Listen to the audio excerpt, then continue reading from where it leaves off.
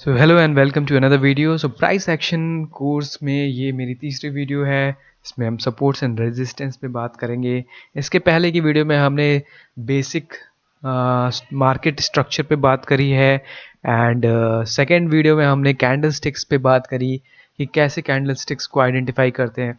अब ये इसी सीरीज़ का थर्ड वीडियो है जो हम आज कर रहे हैं, जिसमें हम सपोर्ट एंड रेजिस्टेंस पे बात करेंगे। देखो सारी वीडियो जो पार्ट्स बन रही है, ये जब सारी कवर हो जाएगी तभी आपको समझ आएगी। ठीक है, तो बिना किसी देरी के स्टार्ट करते हैं। सपोर्ट एंड रेजिस्टेंस पे ही मेरी पूरी ट्रेडिंग बेस्ड होती है। मार्टी स्क्वाड्स की जो लाइन है, the most important thing in making any is become greedy when others are fearful, become fearful when others are greedy. So अभी चलते हैं सपोर्ट एंड रेजिस्टेंस पे, जो हमारा आज का टॉपिक रहने वाला है। देखो इसमें सबसे ज़रूरी जो है ना समझने की, कि जो सबसे मेरा जो बेसिक होता है उस पर हम बात करेंगे कि कैसे मैं अपनी ट्रेडिंग करता हूँ। सपोर्ट्स एंड रेजिस्टेंस होता क्या है, इनके 4 स्टेप्स हैं और रिलायबिलिटी कैसे देखते हैं। अब आपको सामने एक चार्ट दिख रहा होगा, इसमें ऊपर का एक जोन है और नीचे का एक जोन। देखो मैं बार बार जोन की बात करूंगा, लाइन की नहीं। एक पॉइंट की बात नहीं होती, एक जोन होता है, एक एरिया होता है। आप एरिया कह लो, जोन कह लो, लाइन मत बोलो, कोई एक पर्टिकुलर पॉइंट नहीं होता सपोर्ट एंड रेजिस्टेंस का। सो बेसिकली सपोर्ट क्या है, जहां पर बायर्स आते हैं, और रेजिस्टेंस का क्या है, जहां पर सेलर्स आते हैं। आई होप इतना आपको समझ में आ रहा हो कि बहुत ही बेसिक से मैं आपको समझा रहा हूँ। उसके बाद हम एडवांस्ड पे भी जाएंगे। तो जिन्होंने ऑलरेडी कर रहे हैं मार्केट में, उनकी रिवीजन हो जाएगा, और जो लोग नए हैं उनके लिए तो बहुत ही सही है। सो क्या प्राइस लेवल्स हैं जो सपोर्ट और रेजिस्टेंस में काम करते हैं, क्यों काम करते हैं प्राइस लेवल, उस पर आज हम बात करेंगे। तो सप्लाई डिमांड, सप्लाई डिमांड क्या है? सप्लाई वो है जहां पर सेलर्स आ जाते हैं। सप्लाई मतलब जहां पर सेलिंग की क्वांटिटी आती है। डिमांड जहां पर बायर्स होते हैं। अब जैसे मान लो प्राइस है 125, अब ये 90 से 125 तक आ गया है, तो हमें लगता है यार, बहुत सारे मेजॉरिटी लोगों को लगता है कि बहुत ऊपर चला गया है प्राइस और ये फेयर वैल्यू नहीं है, तो वो अपनी प्रॉफिट बुकिंग करने लग जाते हैं और प्राइस उसकी वजह से नीचे आने लगता है। और एक फेयर वैल्यू जो बहुत सारे पार्टिसिपेंट्स को लगता है कि ये एक फेयर वैल्यू है, तो वहाँ पर बड़े बड़े जो इंस्टीट्यूशंस होते हैं, जैसे LIC हो गए, म्यूचुअल फंड जो भी हो गए, बैंक्स हो गए, वो अपना बाइंग करने लग जाते हैं। एंड वहाँ से जब एक रेंज फॉर्म होता है, एक बाइंग सपोर्ट लेवल बनता है, फिर वहाँ से मार्केट अपनी डायरेक्शन लेती है एज पर दी डिमांड। अगर ज़्यादा डिमांड हो गई, सप्लाई कम हो गई, तो फिर मार्केट जो वहाँ से ऊपर जाने लगती है। सेल ऑर्डर्स कम हो गए, और अगर बायर्स ज़्यादा हो गए, उसका मतलब है कि डिमांड ज़्यादा है, तो मार्केट यहाँ से ऊपर की साइड जाने लगती है। ये बहुत ही सिंपल आपको मैं समझा रहा हूँ कि कैसे प्राइसेस ऊपर और नीचे जाते हैं। ये बहुत ही बेसिक है। एंड जो सपोर्ट लेवल होता है वो हमेशा जो कॉस्ट ऑफ द प्राइस है उसकी नीचे होता है। एंड कई बार ऐसा होता है कि प्राइस बहुत ऊपर 200 पे चला गया, एंड यहाँ पर क्या है, लोग प्रॉफिट बुकिंग करने लग जाते हैं, और फिर वहाँ से प्रॉफिट जो मार्केट है वो नीचे आती है। ठीक है, फिर वो अपना सेलिंग भी उस हिसाब से करने लग जाते हैं कि उनको स्मॉल क्वांटिटीज़ में सेल करनी होती है, ताकि उनको फेयर प्राइस मिल सके और वहाँ से स्क्वायर ऑफ पोजीशन करे। एक बार आपने देखा कि मार्केट ऊपर जा रही है, एंड ऊपर जाके वहाँ स्क्वायर ऑफ कर रहा है, और नीचे एक बार आकर बिल्डअप कर रहा है। ठीक है, ये दोनों एग्जाम्पल मैंने इसलिए लिए हैं कि आपको समझ में आए कि कैसे रेजिस्टेंस और सपोर्ट बनता है। नीचे मैंने आपको दिखाया कैसे 100 पे सपोर्ट बना, और यहाँ पे मैं आपको दिखा रहा हूँ कि 200 पे रेजिस्टेंस कैसे बन रहा है। तो आई होप यहाँ तक आपको क्लियर हो गया होगा कि सप्लाई कैसे बनती है जब सेलर्स ज़्यादा हो जाते हैं, और डिमांड जब बनता है जब बायर्स ज़्यादा हो जाते हैं, और रेजिस्टेंस हमेशा हमेशा ऊपर होता है और सपोर्ट हमेशा नीचे होता है। तो यहाँ तक आपको आई होप कि सपोर्ट एंड रेजिस्टेंस समझ में आ गया होगा। एंड इसी को आप जब श्रिंक कर दोगे चार्ट को, तो आपको ये सपोर्ट एंड रेजिस्टेंस का एरिया कह लो, जोन कह लो, ये आपको मिल जाएगा। अब आगे बढ़ते हैं कि support and resistance level charts पे बनाते कैसे हैं।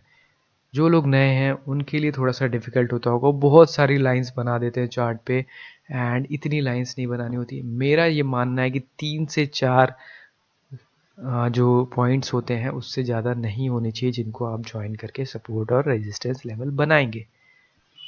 तो सबसे पहले आपको इम्पॉर्टेंट एरियाज़ आइडेंटिफाई करने हैं। अब इम्पॉर्टेंट एरियाज़ कैसे हैं, जैसे आप देखो यहाँ पर क्या हो रहा है प्राइस, ये इम्पॉर्टेंट एरिया 1, ये 2, ये 3, अब ये 3 एरिया को जब आप यहाँ से छोड़ोगे और यहाँ पर ये चौथा, तो आपको एक यहाँ पर सपोर्ट रेजिस्टेंस मिल जाएगा लाइन। तो उसी को अब हम यहाँ पर समझेंगे कि कैसे करना है।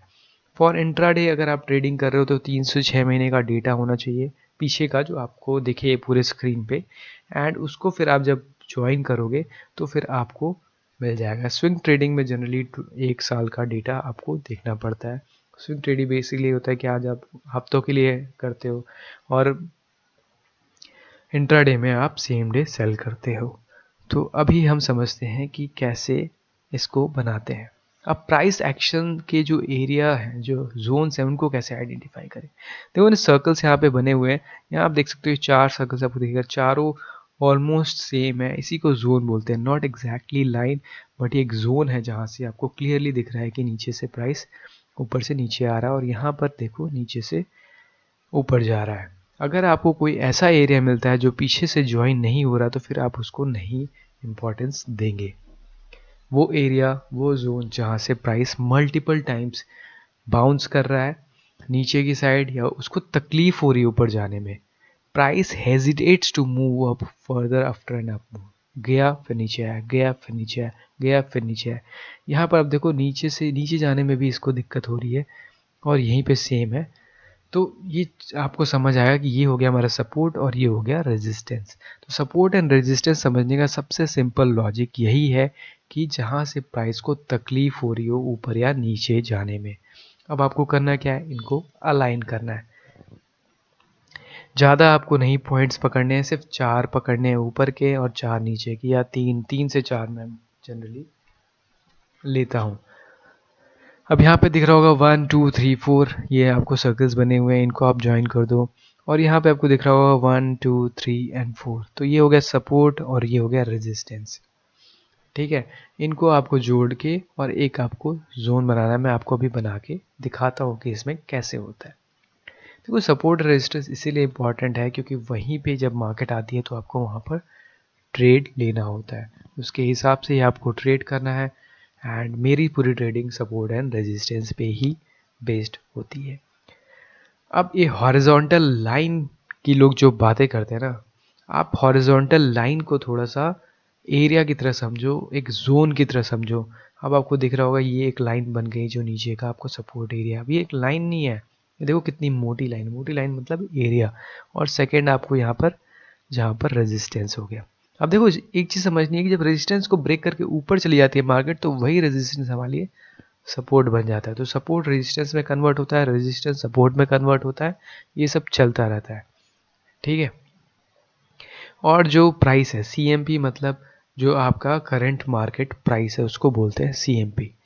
अब रेजिस्टेंस के ऊपर जाएगा या सपोर्ट के नीचे जाएगा तो उसको ब्रेकआउट या ब्रेक डाउन होता है, जिसको इस हिसाब से ट्रेडिंग करते हैं।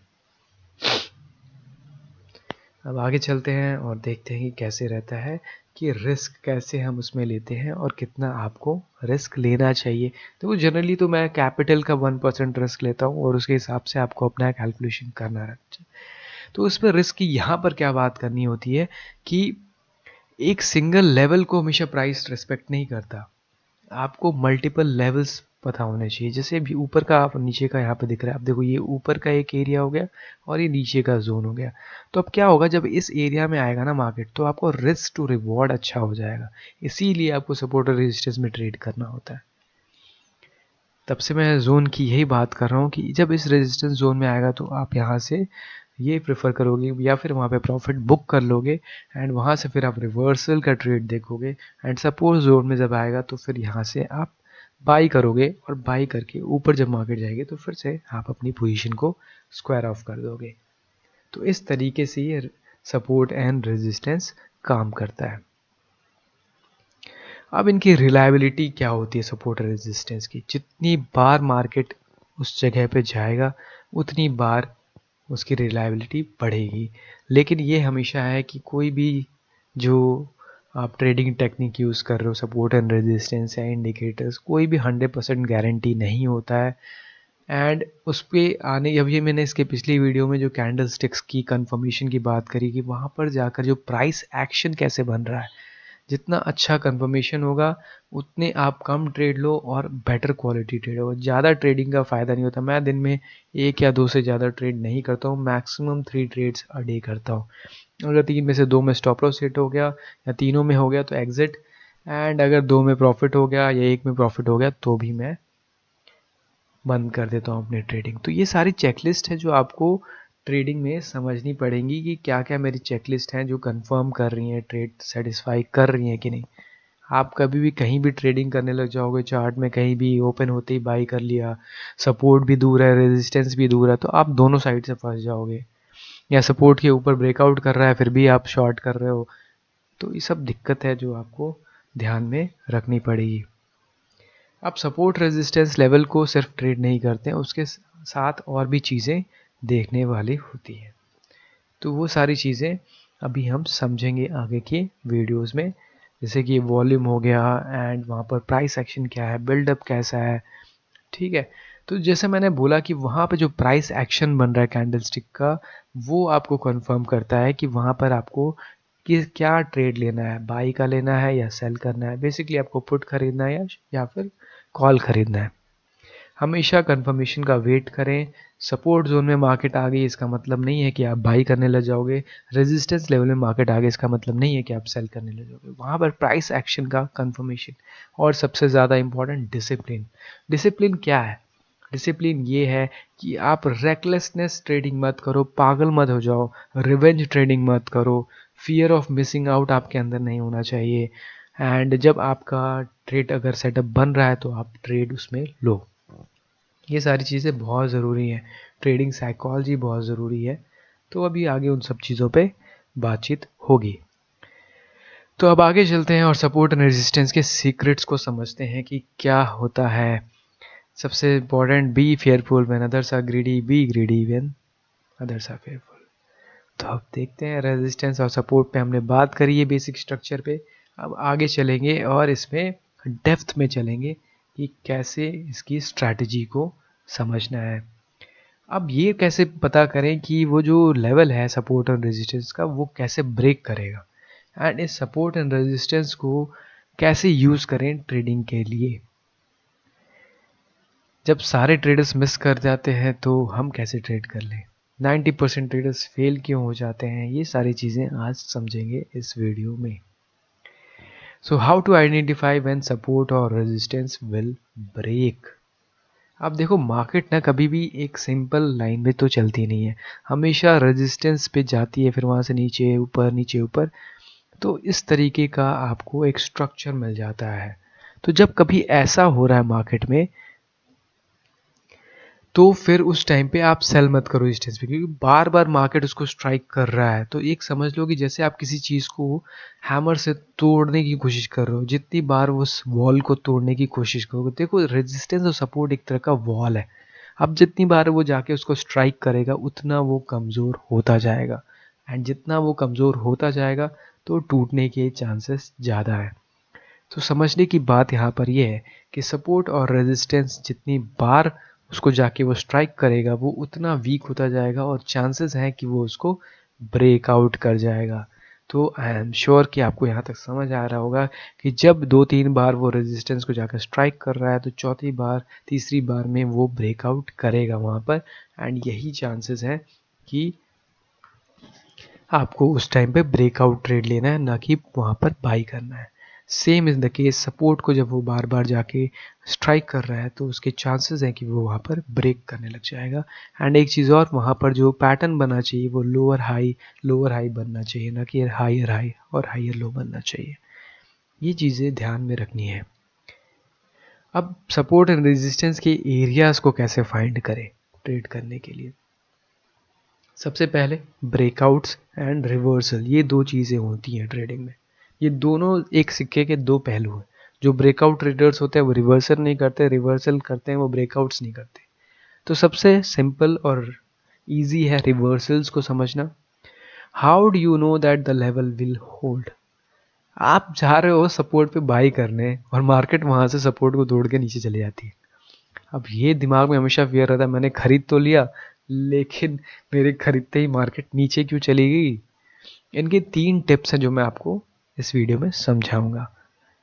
सबसे पहला, स्ट्रॉन्ग मूव होना चाहिए।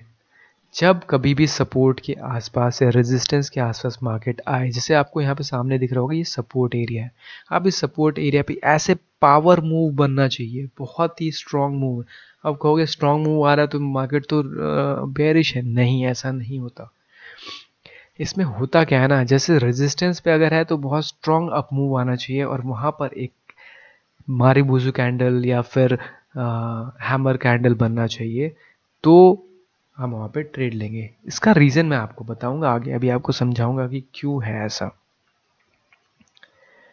आई होप यहाँ तक आपको क्लियर हो गई होगी वीडियो। कोई भी आपको दिक्कत है तो कमेंट सेक्शन में आप बता सकते हो। Why sell when there is a strong bullish momentum into resistance, सही सी बात है यार। Why buy when there is a strong bearish momentum into support, ये क्वेश्चन सबके दिमाग में आएगा कि क्यों ऐसा करेंगे हम। देखो इसमें होता क्या है ना कि कभी भी जो मार्केट है ना, वो एक क्लियर जोन या क्लियर स्काई में घूमना पसंद करती है। कभी भी कहीं पे रेजिस्टेंस नहीं होना चाहिए। तो जब मार्केट यहाँ से रिवर्स करेगी तो इसका नेक्स्ट रेजिस्टेंस दूर हो जाएगा, और जब नेक्स्ट रिजेक्शन दूर होगा और ऐसे आपके सपोर्ट एरियाज में रिजेक्शन बनेंगे, पिन बार्स बनेंगे, तो ये बताते हैं ये पिन बार्स कि यहाँ से मार्केट के रिवर्स होने के चांसेस आ गए हैं। वो भी हम समझेंगे आगे। जब रेजिस्टेंस हो वहाँ पर ऐसा कोई पैटर्न बनना चाहिए, हमारे बूजू कैंडल बननी चाहिए, बड़ी स्ट्रॉन्ग कैंडल बने वहाँ पर, तो फिर आप ऐसा ट्रेड कर सकते हो। लेकिन जो प्राइस आ रहा है वो हायर हाई हायर लो बनाकर नहीं आना चाहिए, कॉन्सोलिडेट नहीं होनी चाहिए प्राइस। तो हमें स्ट्रॉन्ग मोमेंटम मूव क्यों चाहिए? Why do we need a strong momentum move? देखो मार्केट में क्या होता है, सप्लाई और डिमांड इस हिसाब से काम करती है कि कभी भी जब स्ट्रॉन्ग मूव आता है ना रेजिस्टेंस के अगेंस्ट, तो मार्केट हमेशा जिस तरीके से आती है उसी तरीके से वापस भी जाती है। ये बहुत ही सिंपल सेइंग है कि जब अचानक से मार्केट एक अप मूव लेती है और बहुत स्ट्रॉन्ग जब मूव आता है, एक सप्लाई जोन में आती है, तो सेलर्स को लगता है प्राइस बहुत ऊपर आ गया है एंड यहाँ पर आपको प्रॉफिट बुक कर लेना चाहिए। तो where will you face the opposition from buyers, ये हम अभी समझेंगे इस वीडियो में। देखो वीडियो को पेशेंटली आपको थोड़ा समझना पड़ेगा कि डिमांड और सपोर्ट रेजिस्टेंस कैसे काम करता है। लेकिन कभी भी अप मूव अगर सीधा डायरेक्टली एक सीधी लाइन में ऊपर पहुंच रहा है, तो उससे क्या होगा कि जब वहां से मार्केट अगर रिवर्स होगी तो उसके लिए रेजिस्टेंस नहीं मिलेगा रास्ते में। अब यहाँ पे क्या हुआ, मार्केट ऊपर आई, यहाँ पर एक प्राइस रिजेक्शन हो गया एंड यहाँ पे मान लो आप सेल करते हो रिवर्सल का, तो आपके लिए एक रेजिस्टेंस नहीं है कहीं, रेजिस्टेंस सीधा कहाँ है, सॉरी सपोर्ट नहीं है। तो जब सपोर्ट नीचे है तो मार्केट फिर उसी तरीके से नीचे आती है। होता क्या है कि जब आपको चार्ट पे सपोर्ट दिखेगा ना, तो वहाँ से प्राइस के मूव होने के चांसेस ज़्यादा होते हैं। तो इसमें रिस्क रिवॉर्ड कितना है वो आपको समझना पड़ेगा। हाँ यही चीज़ है जिसका मैं वेट करता कि ये स्लाइड है तो मैं आपको समझाऊं। अगर कोई चॉपी मूव है, ठीक है, 1 सेकेंड लेट मी सी रिकॉर्डिंग हो रही है या नहीं।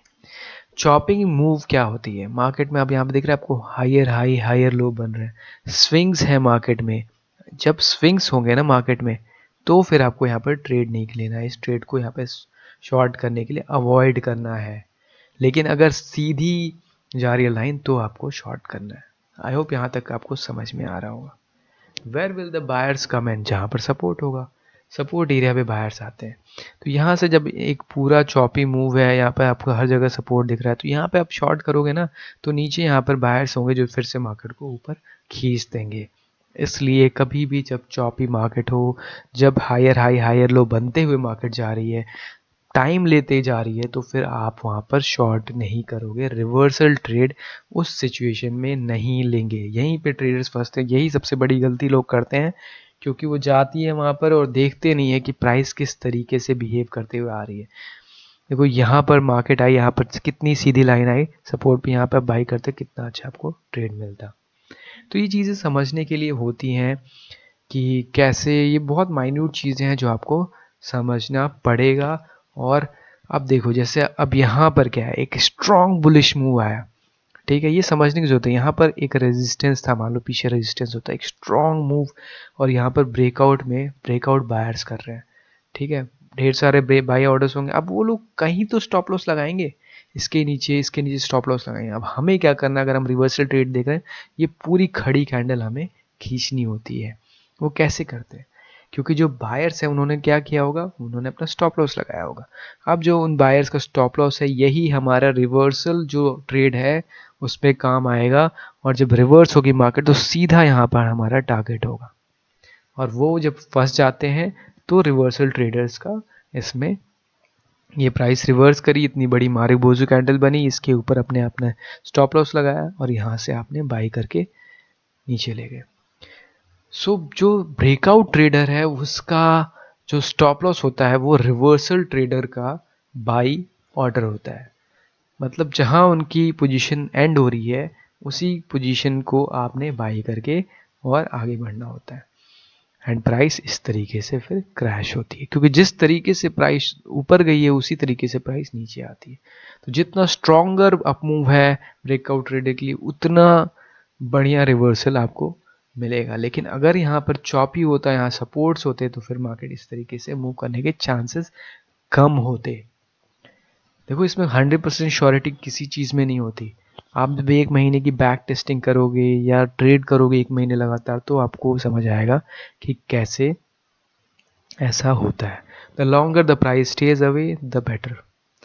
Price not tested support for months, और एक बार आया, फर्स्ट टाइम जब सपोर्ट पे आता है तो उस टाइम पे चांसेस होते हैं कि आप वहाँ पर बाई करोगे सपोर्ट एरिया पे फर्स्ट टाइम। जब सेकेंड या थर्ड टाइम आ रहा है तो मैंने जैसे बताया कि एक हैमर जब उस पर पड़ता है वॉल पे तो क्या होता है, वो वीक होता जाता है। लेकिन फर्स्ट टाइम जब सपोर्ट पे आता है तो फिर आपको वहाँ पर बाई करना है, ना कि शॉर्ट करना है, क्योंकि जो लॉन्ग टर्म बायर्स है वो भी तो आएंगे बाई करने के लिए, और मार्केट इसी तरीके से रिवर्स हो जाती है। तो फर्स्ट सपोर्ट एरिया पे जब फर्स्ट टाइम मार्केट आती है तो फिर हम उसमें नहीं करेंगे। आई होप रिवर्सल आपको समझ में आ गया होगा। अब हम ब्रेकआउट्स में चलेंगे, जो कि मेरा फेवरेट टॉपिक है। मेरी मोस्टली जो ट्रेडिंग होती है वो ब्रेकआउट्स में होती है। देखो ब्रेकआउट्स और रिवर्सल में आप दोनों ट्रेड नहीं कर सकते, या पहले आपको क्लियर करना पड़ेगा कि आप ब्रेकआउट ट्रेडर बन रहे हो या रिवर्सल। दोनों में आप पढ़ोगे तो कहीं के नहीं रहोगे। ये मैंने अपने पूरा ट्राई करके देख लिया, दोनों नहीं करना चाहिए, दोनों आप करोगे तो हमेशा फंसोगे। तो अब ब्रेकआउट्स में कैसे करना है, ब्रेकआउट्स के क्या, जैसे रिवर्सल के मैंने आपको पॉइंट्स बताए, वैसे ही ब्रेकआउट्स के भी आपको भी मैं पॉइंट्स बताऊंगा कि कैसे ट्रेड करना है।